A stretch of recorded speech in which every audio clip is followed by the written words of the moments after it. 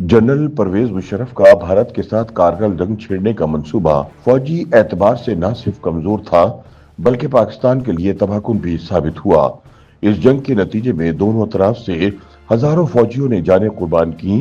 पाकिस्तान के हजारों फौजी जवान मारे गए। पाकिस्तान की फौजी साख को शदीद नुकसान पहुंचा और आलमी बिरादरी में भारतीय मौकफ को पजीराई मिली। नुकसान उठाने के बाद मुशर्रफ ने नवाज शरीफ को रिक्वेस्ट की कि वो सदर क्लिंटन के जरिए जंग बंदी करवाएं। मारूफ सहाफी और तजियाकार रऊफ क्लासरा ने अपनी ताज़ा तहरीर में बताया कि वजीर आजम नवाज शरीफ के साबिका प्रिंसिपल सेक्रेटरी सईद मेहदी ने यह इंकशाफ अपनी याददाश्तों पर मबनी किताब में किए हैं। सईद मेहदी के मुताबिक कारगिल ऑपरेशन एक नाकिस जंगी मंसूबा था जो महज 4 जर्नलों ने खुफिया तौर पर तैयार किया। इस मंसूबे से फौज के दीगर शोबे हत्ता कि नेवी और एयरफोर्स तक को लाइलम रखा गया।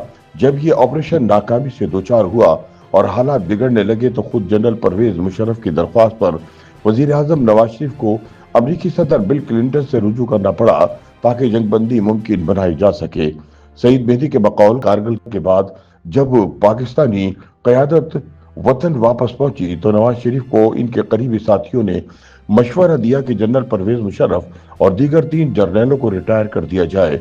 उस वक्त फौज के अंदर मुशर्रफ के खिलाफ शदीद गुस्सा पाया जाता था और अगर ये इकदाम उठाया जाता तो रद्द अमल के बजाय हिमायत मिलती। ताहम वजीर आजम ने खामोशी इख्तियार की। बादजा इसी खामोशी का फायदा उठाते हुए जनरल मुशर्रफ और इनके साथियों जनरल अजीज, जनरल महमूद और जनरल जावेद हसन ने कारगिल की कहानी को नया रुख देना शुरू कर दिया और सारा मलबा नवाज शरीफ पर डाल दिया। किताब के मुताबिक उस वक्त के DGISI जनरल जियाउद्दीन भट्ट को चाहिए था कि वो वजीर आजम को कारगिल के असल हकाइक और फौज के अंदर पाई जाने वाली नाराजगी से आगाह करते, मगर उन्होंने ऐसा न किया। वजह यह बताई गई कि उनके जनरल मुशर्रफ से ताल्लुकात कशीदा थे और वो इन ताल्लुकात में मजीद खराबी के मुतहम्मिल नहीं हो सकते थे। सईद मेहदी लिखते हैं कि बादशाह जनरल मुशर्रफ ने अस्करी हलकों में ये तासुर फैला दिया कि उन्होंने भारत को शहरक से पकड़ लिया था और कश्मीर महज चंद दिनों में पाकिस्तान के हाथ आ सकता था, मगर नवाज शरीफ ने अमेरिका जाकर जंगबंदी करवा दी और यूं एक सुनहरी मौका जाया कर दिया गया। इस बयानी के जरिए कारगिल में शहीद होने वाले फौजियों की कुर्बानियों का मलबा भी सियासी क़यादत पर डाल दिया गया। इस दौरान एक ऐसा लम्हा आया जब नवाज शरीफ को यह इतला मिली कि अब या तो वो रहेंगे या जनरल परवेज मुशर्रफ। रऊफ क्लासरा के मुताबिक सईद मेहदी ने यह भी इंकशाफ किया कि जनरल मुशर्रफ से मुलाकात के अगले ही रोज नवाज शरीफ ने पार्लिमानी डिफेंस कमेटी का इजलास तलब किया, जिसमें आर्मी चीफ के साथ नेवी और एयरफोर्स के सरबराहान को भी मदऊ किया गया। इजलास में chief of naval staff admiral Fasih Bukhari और air chief marshal Parvez Mehdi ने शदीद तहफ़्फ़ुज़ात का इजहार करते हुए कहा कि एक ऐसा कदम उठाया गया जो भारत के साथ मुकम्मल जंग में तब्दील हो सकता था, मगर नेवी और एयरफोर्स को इस बारे में मुकम्मल तौर पर अंधेरे में रखा गया। एयर और नेवल चीफ्स ने खबरदार किया कि अगर भारत फिजाई या समुद्री हमला करता है तो पाकिस्तान की ये दोनों फोर्सेस तैयार नहीं होंगी। इस पर जनरल मुशर्रफ ने बहुत एतमाद से कहा कि अगर भारत ने हमला किया तो हम देख लेंगे। ताहम उनकी ये खुद एतमादी नेवी और एयरफोर्स के सरबराहान को मुतमईन न कर सकी। सईद मेहदी के मुताबिक वक्त गुजरने के साथ साथ वही खदशात दुरुस्त साबित हुए। कारगिल में फौजी जवान मुसलसल शहीद हो रहे थे और ये ऑपरेशन मुल्क की तारीख का बदतरीन फौजी एडवेंचर बनता जा रहा था। हालात की संगीनी देखते हुए जनरल मुशर्रफ ने सेक्रेटरी दिफा जनरल इफ्तिखार अली खान के जरिए वजीर आजम को पैगाम भिजवाया कि वो भारतीय वजीर आजम वाजपेयी से बात करके जंगबंदी और पुरानी पोजीशन पर वापसी की राह निकालें।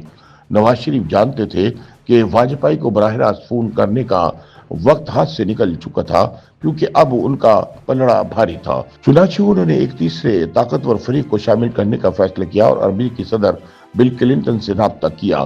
3 जुलाई 1999 को क्लिंटन से फोन पर फौरी मुलाकात की दरख्वास्त की गई, जो बिल आखिर 4 जुलाई को वाशिंगटन में तय पाई। किताब के मुताबिक क्लिंटन और नवाज शरीफ की 1-on-1 मुलाकात कई घंटे जारी रही, जिसके नतीजे में भारत जंगबंदी और पुरानी पोजीशन पर वापस आने पर आमादा हुआ। सईद मेहदी लिखते हैं कि इस पूरी हजीमत की बुनियादी वजह यह थी कि आर्मी, नेवी और एयरफोर्स के दरमियान कोई मौसर राब्ता मौजूद नहीं था। कारगिल का फैसला यकतरफा तौर पर किया गया, जिसने 2 एटमी ताकतों को जंग के दहाने पर ला खड़ा किया और पूरी दुनिया पाकिस्तान पर दबाव डालने लगी کتاب کے مطابق واشنگٹن میں اس دورے کی خبر تک پاکستانی سفارت خانے کو امریکی اسٹیٹ ڈپارٹمنٹ کے ذریعے ملی، جس پر سفارتی حلقوں میں شدید حیرت پائی گئی۔ جلدی میں بریفنگز تیار کی گئی اور ہنگامی بنیادوں پر ملاقات کے انتظامات کیے گئے۔ آخرکار امریکی دباؤ اور طویل سفارتی کوششوں کے بعد جنگ بندی ممکن ہو سکی۔ سعید مہدی کے مطابق کارگل کے بعد وزیر اعظم نواز شریف اور army chief general Pervez Musharraf کے تعلقات میں واضح درار پڑ چکی تھی، اگرچہ ظاہری طور پر دونوں کے درمیان ورکنگ ریلیشن شپ قائم رکھنے کی کوشش کی گئی۔ نواز شریف یہ محسوس کرنے لگے تھے کہ انہیں نہ صرف کارگل آپریشن جیسے اہم فیصلے سے لا علم رکھا گیا، بلکہ بعد ازاں اس کی ناکامی کا ملبہ بھی سیاسی قیادت پر ڈال دیا گیا۔ دوسری جانب جنرل مشرف یہ تاثر دیتے پھر رہے تھے کہ سیاسی قیادت نے ایک جیتے ہوئے مارکے کو سبوتاژ کر دیا۔ اس باہمی بد اعتمادی نے دونوں کے درمیان فاصلے بڑھا دیے اور سول اور عسکری قیادت کے درمیان طاقت کا توازن بگڑنے لگا۔ سعید مہدی کہتے ہیں کہ یہ کشیدگی رفتہ رفتہ اس نہج پر پہنچ گئی جہاں ریاستی نظام میں یہ احساس گہرا ہوتا چلا گیا کہ اب فیصلہ کن تصادم ناگزیر ہو چکا ہے، اور بالآخر حالات اس موڑ پر پہنچ گئے جہاں قبر ایک تھی اور بندے دو، لہٰذا مشرف نے نواز شریف حکومت کا تختہ الٹ کر اقتدار پر قبضہ کر لیا۔ YouTube پر گوگلی نیوز دیکھنے کے لیے youtube.com کی سرچ بار میں googly news T V type کریں۔ گوگلی نیوز کے پیج پر سرخ رنگ کے سبسکرپشن والے بٹن پر کلک کرنا نہ بھولیے۔ YouTube پیج پر اپلوڈ ہونے والی ویڈیوز سے باخبر رہنے کے لیے بیل آئیکن پر کلک کیجیے۔ آپ کو ہر نئی ویڈیو کے بارے میں نوٹیفیکیشن موصول ہو جائے گا۔